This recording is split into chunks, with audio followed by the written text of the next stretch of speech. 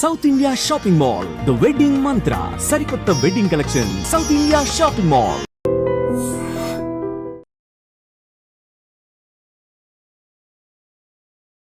BRS MLC Kavitha గత వారం 10 రోజులుగా ఈమె వార్తల్లో నిలిచినటువంటి పరిస్థితి. ఈ రోజు కూడా కొన్ని హాట్ కామెంట్స్ చేసిండ్రు, కానీ మీడియా సమావేశం పెట్టి కాదు, చిట్ చాట్ అంటాం కదా, అంటే కేవలం కెమెరాస్ మాత్రమే ఉండవు, కానీ రిపోర్టర్స్తోని కొంత ఇష్టాగోష్ఠిగా మాట్లాడుతూ ఉంటారు. అప్పుడప్పుడు ఈ బిగ్ లీడర్స్ ఎవరైతే మీడియా ముందుకొచ్చి చెప్పాలని అనుకోరో ఆ అంశాలని కొంత చిట్ చాట్ ద్వారా కమ్యూనికేట్ చేసే ప్రయత్నం చేస్తారు. అందులో భాగంగానే ఇప్పుడు బీఆర్ఎస్ ఎమ్మెల్సీ కవిత కూడా అట్లానే చిట్ చాట్ చేసిండ్రు. అందులో చాలా విషయాలు ప్రస్తావించిండ్రు, అట్లాగే చాలా మందిని కూడా టార్గెట్ చేసి మాట్లాడినట్టు స్పష్టంగా అర్థమవుతోంది.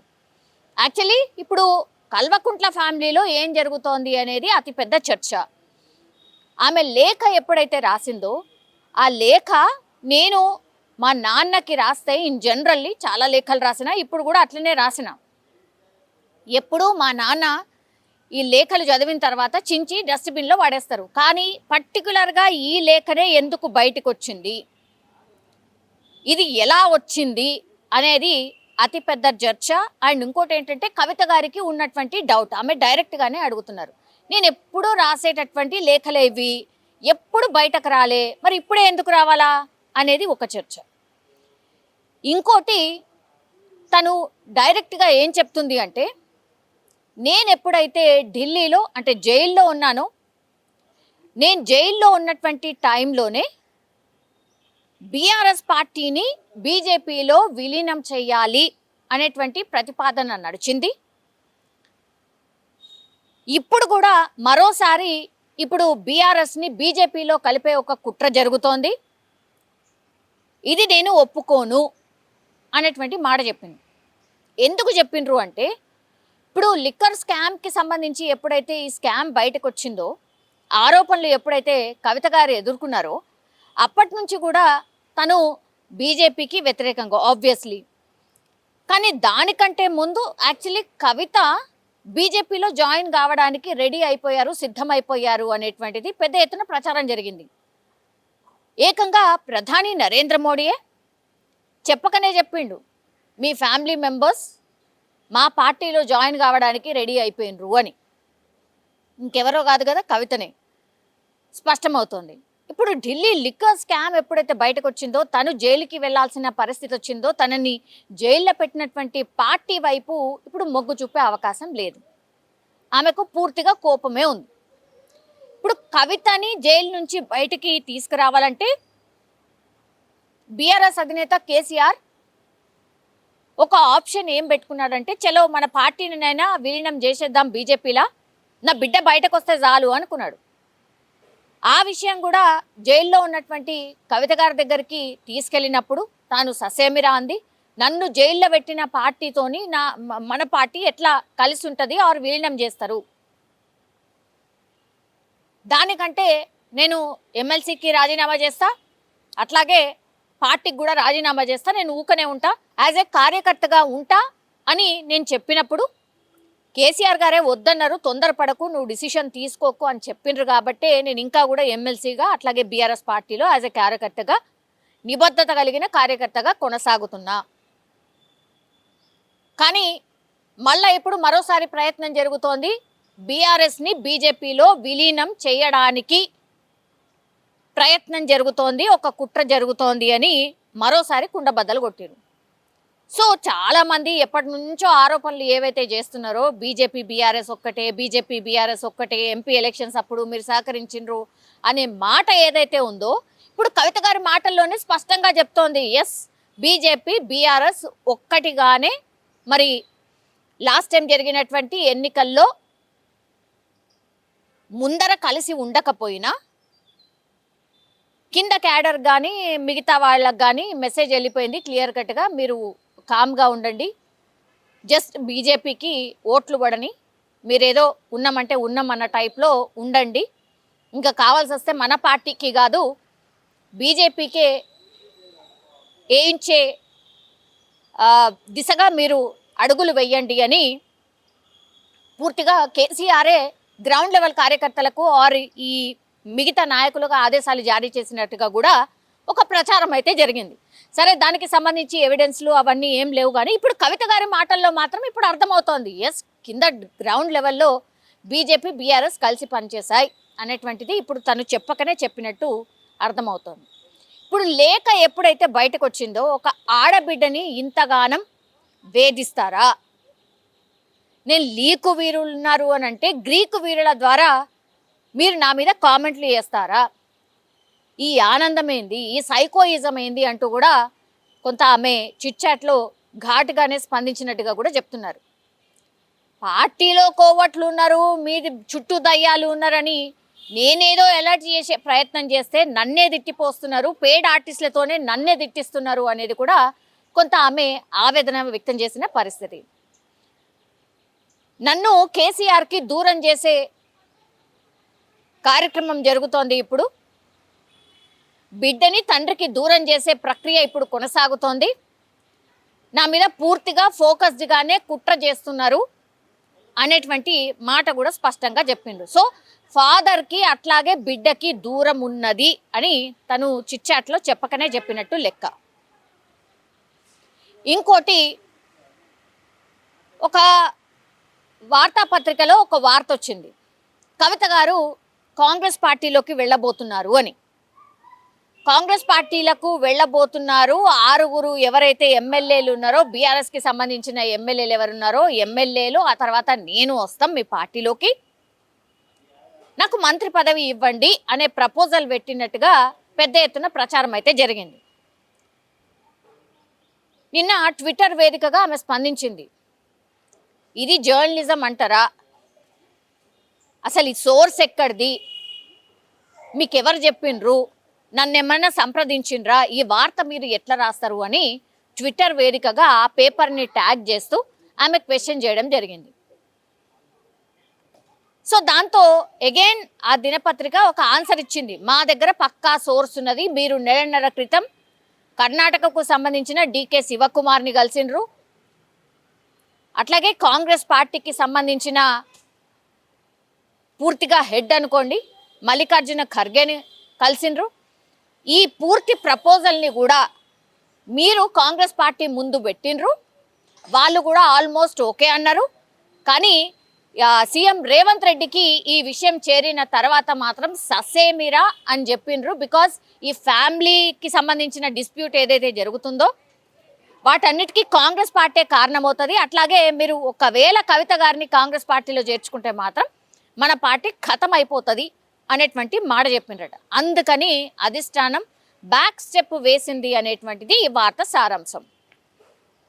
సో దానికి కూడా ఇప్పుడు వార్తాపత్రిక ద్వారానే ఆన్సర్ దొరికినటువంటి పరిస్థితి. అయినా సరే తన వర్షన్ ఏం చెప్తుంది అని అంటే, నేను అదేం చేయలేదు, ఇదంతా కూడా ఫేక్ వార్తల్ని సర్క్యులేట్ చేయకండి, నన్ను టార్గెట్ చేయకండి అనేది కూడా తను ఎక్స్ప్లెయిన్ చేసినటువంటి పరిస్థితి అయితే కనిపిస్తోంది. నన్ను ఇబ్బంది పెడితే నేను ఊరుకోను, నేను కేసీఆర్ లాగానే అంత మంచిదాన్ని కాదు, నాకెట్లా ఫైట్ చేయాలనో తెలుసు, నేను కేసీఆర్ బిడ్డనే కాబట్టి, కేసీఆర్ రక్తం పంచుకొని పుట్టిన కాబట్టి నాకు కూడా కేసీఆర్ జిత్తులు ఏవైతే ఉన్నాయో ఆ రాజకీయ చతురత ఏదైతే ఉందో నాకు కూడా ఉన్నది, నన్ను తక్కువ అంచనా వేయకండి, నన్ను టార్గెట్ చేస్తే మాత్రం నేను రాబోయే రోజుల్లో ఎవరెవరు దీని వెనకాల ఉన్నారు ఏంటి అనేది కూడా పూర్తి స్థాయిలో బయట పెడతాను అనేటువంటి మాట కూడా ఇప్పుడు చిట్ చాట్లో స్పష్టంగా చెప్పినటువంటి పరిస్థితి.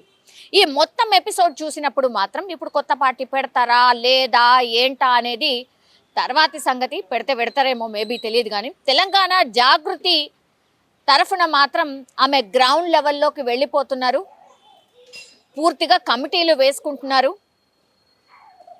తాను బలోపేతం అయ్యే కార్యక్రమాలు పూర్తిగా చేసినటువంటి పరిస్థితి అయితే కనిపిస్తోంది.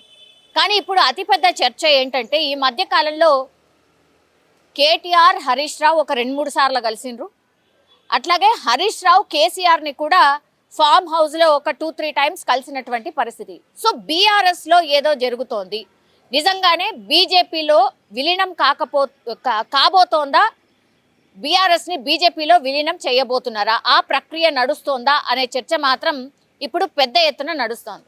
దీంతో బీఆర్ఎస్ క్యాడర్లో ఒక పెద్ద గందరగోళం. అట్లాగే ఇప్పుడు కేసీఆర్ బిడ్డగా ఆమె యాక్చువల్లీ ఒక పవర్ సెంటర్గా ఉండే, సో అట్లాంటి ఆమెని ఇప్పుడు కుండబద్దలు కొట్టినట్టుగా ఇవన్నీ చెప్తున్నారు. కాబట్టి ఏదో జరుగుతోంది నిజంగానే. నో మోర్ బీఆర్ఎస్ని బీజేపీలో కలపబోతున్నారు. సో ఆ ప్రక్రియ జరుగుతోంది కాబట్టి తనకిష్టం లేదు కాబట్టి కాంగ్రెస్ వైపు మొగ్గు చూపారేమో అనేది ఒక వార్త వచ్చింది. లేదు తన ఓన్ ఎజెండా పూర్తిగా ఒక కొత్త పార్టీ వైపా లేకపోతే తెలంగాణ జాగృతి అని దాని కింద తను బలోపేతం అయ్యే కార్యక్రమం ఏమైనా జరుగుతుందా అనేది పెద్ద ఎత్తున చర్చ అయితే నడుస్తున్న పరిస్థితి కనిపిస్తోంది. వీటన్నిటికీ కూడా కవిత క్లారిటీ ఇచ్చినటువంటి పరిస్థితి కనిపిస్తోంది. సో ఇవన్నీ ఏవో గాల్లో వస్తున్నటువంటి వార్తలు కాదు, తను చిట్ చాట్లో స్వయంగా తన అభిప్రాయాలు ఇవన్నీ కూడా. సో ఖచ్చితంగా ఏదో జరుగుతోంది బీఆర్ఎస్లో బీజేపీలో ఏదో జరుగుతోంది. ఎందుకంటే నిన్న కిషన్ రెడ్డి కూడా మాట్లాడుతూ మీ ఇష్టం వచ్చినట్టు మాట్లాడుతున్నారు, ఏది పడితే అది మాట్లాడకండి మీడియా ముంగటికి వెళ్ళి అని బీజేపీ నేతలకు కూడా క్లాస్ పీకినటువంటి పరిస్థితి. సో ఏదో జరుగుతోంది. బీజేపీ అండ్ బీఆర్ఎస్ నిజంగానే కలిసిపోబోతున్నాయా, ఐ మీన్ బీఆర్ఎస్ని బీజేపీలో కలపబోతున్నారా అనేది మాత్రం ఇప్పుడు అతిపెద్ద క్వశ్చన్ మార్క్గా మారిపోయినటువంటి పరిస్థితి అయితే కనిపిస్తోంది. సో డెఫినెట్లీ ఒకవేళ బీఆర్ఎస్ని బీజేపీలో కలిపితే మాత్రం అందులో కల్వకుంట్ల కవిత ఉండదు. తనే ఒకవేళ పార్టీ పెడతారేమో, లేకపోతే తెలంగాణ జాగృతి తరఫునే ఆమె ఇండివిజువల్గా ఉంటూ ఒక ఫైట్ చేయబోతున్నారు అనేది పెద్ద ఎత్తున చర్చనైతే నడుస్తున్న సిచ్యువేషన్ అయితే కనిపిస్తోంది. ఇప్పుడు కేసీఆర్ అట్లాగే కేటీఆర్ని టార్గెట్ చేస్తూ కవిత ఈరోజు చిట్ చాట్ చేసినటువంటి పరిస్థితిలో, ఆమె కామెంట్స్ చేసినటువంటి పరిస్థితిలో ఇప్పుడు అధిష్టానం ఏమాత్రం కామ్గా ఉండే పరిస్థితి లేదు అంటూ కూడా ఇప్పుడు వార్తలు వినిపిస్తున్నాయి. ఎందుకంటే మరి కాసేపట్లోనే ఎమ్మెల్సీ కవితకు బీఆర్ఎస్ తరఫున షోకాజ్ నోటీస్ జారీ చేయబోతున్నట్టుగా పెద్ద ఎత్తున వార్తలు అయితే వస్తున్న పరిస్థితి అయితే కనిపిస్తోంది. ఎందుకంటే ఇంకా అన్ని హద్దులు దాటి తను పార్టీ మీదనే కాదు, పార్టీ ప్రెసిడెంట్ మీద అట్లాగే వర్కింగ్ ప్రెసిడెంట్ మీద ఇప్పుడు కామెంట్స్ చేసిన పరిస్థితుల్లో ఇప్పుడు ఈమె మీద చర్యలు తీసుకోకపోతే మాత్రం పార్టీలో భిన్నమైన అభిప్రాయాలు వ్యక్తమవుతాయి. ఇక ఇష్టం వచ్చినట్టు ఎవరంటే వాళ్ళు మాట్లాడే అవకాశం ఉంటుంది. కాబట్టి షోకాజ్ నోటీసు ఇవ్వాల్సిందే కవితకి అనేటువంటి ఆలోచన చేస్తున్నట్టుగా స్పష్టంగా ఒక వార్తనైతే అందుతోంది. సో మరి కాసేపట్లోనే ఎమ్మెల్సీ కవితకు పార్టీ షోకాజ్ నోటీస్ ఇవ్వబోతున్నట్టుగా ఇప్పుడైతే వార్త అందుతున్నటువంటి సిచ్యువేషన్ అయితే కనిపిస్తోంది. ఎందుకంటే తాను రాసిన లేఖను అసలు ఎవరు లీక్ చేశారు అంటూ డిమాండ్ చేయడమే కాకుండా తన మీద కుట్ర చేస్తున్నారు, పార్టీని నడిపించడం చేత కాదు కానీ ఇట్లాంటి కుట్రలు మాత్రం చేస్తూ ఉంటారు, నన్ను బదనాం చేసే కార్యక్రమం చేస్తున్నారు అంటూ కూడా పెద్ద ఎత్తున ఆమె కామెంట్స్ చేసింది. కాబట్టి ఇంకా ఏ మాత్రం కూడా ఊరుకోవడానికి లేదు, ఖచ్చితంగా కవిత మీద వేటు పడాల్సిందే అని బీఆర్ఎస్ అధిష్టానం ఆలోచిస్తున్నట్టుగా, అలాగే బీఆర్ఎస్ ప్రెసిడెంట్ కేసీఆర్ ఆలోచిస్తున్నట్టుగా పెద్ద ఎత్తున వార్తలు అయితే వస్తున్న పరిస్థితి అయితే కనిపిస్తోంది. బీఆర్ఎస్ ఎమ్మెల్సీ కవితకి బీఆర్ఎస్ షోకాజ్ నోటీస్ జారీ చేసింది. ఎందుకంటే తను చాలా కామెంట్స్ అయితే చేసింది పార్టీ ప్రెసిడెంట్ మీద, అట్లాగే పార్టీ వర్కింగ్ ప్రెసిడెంట్ని టార్గెట్ చేస్తూ చాలా కామెంట్స్ చేసింది. కాబట్టి ఆమె పూర్తిగా పార్టీకి సంబంధించిన లైన్ దాటింది. కాబట్టి ఖచ్చితంగా ఆమెకు షోకాజ్ నోటీసులు ఇవ్వాల్సిందే, అట్లాగే క్రమశిక్షణ చర్య తీసుకోవాల్సిందే అని పూర్తిగా డిసైడ్ అయినట్టుగా కూడా వార్తలు వస్తున్నాయి. సో పూర్తిగా ఆమెకైతే కాసేపటి క్రితమే బీఆర్ఎస్ ఎమ్మెల్సీ కవితకైతే బీఆర్ఎస్ షోకాజ్ నోటీస్ అయితే జారీ చేసినటువంటి పరిస్థితి. క్రమశిక్షణ చర్యల్లో భాగంగా పార్టీ లైన్ దాటి పార్టీని ఇబ్బంది పెడుతూ మాట్లాడింది కాబట్టే ఆమెకి షోకాజ్ నోటీసులు ఇచ్చినట్టుగా బీఆర్ఎస్ వర్గాలు అయితే చెప్తున్నటువంటి పరిస్థితి అయితే కనిపిస్తోంది. ఇప్పుడు బీఆర్ఎస్ ఎమ్మెల్సీ కవిత ఎప్పుడైతే లేఖ రాసిందో ఆ లేఖ రాసినప్పటి నుంచి కూడా ఎవరంటే ఎవరు కూడా బీఆర్ఎస్కి సంబంధించిన నాయకులు ఒక్కళ్ళు కూడా దీని మీద ఏమైనా మాట్లాడతారా, స్పందిస్తారా అంటే కూడా ఏ మాత్రం కూడా స్పందించే పరిస్థితి లేదు. పూర్తిగా బీఆర్ఎస్ వర్గాలకి ఒక స్ట్రిక్ట్ ఆర్డర్ ఇచ్చింది, దీని మీద ఎవరు ఏమీ మాట్లాడకండి, నోరు విప్పకండి అని స్ట్రిక్ట్ ఆర్డర్స్ జారీ చేసినటువంటి పరిస్థితి. ఒకవేళ ఇట్లా ఎవరైనా సరే పార్టీ లైన్ దాటి మాట్లాడితే అది ఎవరైనా సరే, కన్న కూతురైనా కన్న కొడుకైనా ఖచ్చితంగా ఇలాంటి చర్యలే ఉంటాయి. అట్లాగే పార్టీ లైన్ దాటి పార్టీని ఇబ్బంది పెట్టింది కాబట్టే షోకాజ్ నోటీసులు ఇచ్చాము అనేటువంటిది ఇప్పుడు బీఆర్ఎస్ వర్గాలు చెప్తున్నటువంటి సిచ్యువేషన్ అయితే కనిపిస్తోంది. ఇప్పుడు మరి కవిత చేసినటువంటి కామెంట్స్ ఏవైతే ఉన్నాయో, అంటే బీఆర్ఎస్ని బీజేపీలో విలీనం చేయబోతున్నారు అనేటువంటి ప్రక్రియ నిజంగానే జరుగుతోంది అనేది కూడా ఒక రకంగా ఇప్పుడు రాజకీయ వర్గాల్లో ఒక చర్చ అయితే స్టార్ట్ అయింది. నో మోర్ బీఆర్ఎస్, ఇప్పుడు ఓన్లీ బీజేపీలో ఇప్పుడు బీఆర్ఎస్ని విలీనం చేయబోతున్నట్టుగా ఇప్పుడు కవిత చేసినటువంటి వ్యాఖ్యల ద్వారా మనకైతే అర్థమవుతోంది. నిజంగా ప్రస్తుతం ఉన్నటువంటి సమాజం దేనికి ప్రయారిటీ ఇస్తుంది? ఆర్థిక సంబంధాల చుట్టూ మాత్రమే తిరుగుతోంది. మళ్ళీ ఎన్నికలంగానే చాలా విరక్తి కలుగుతాం.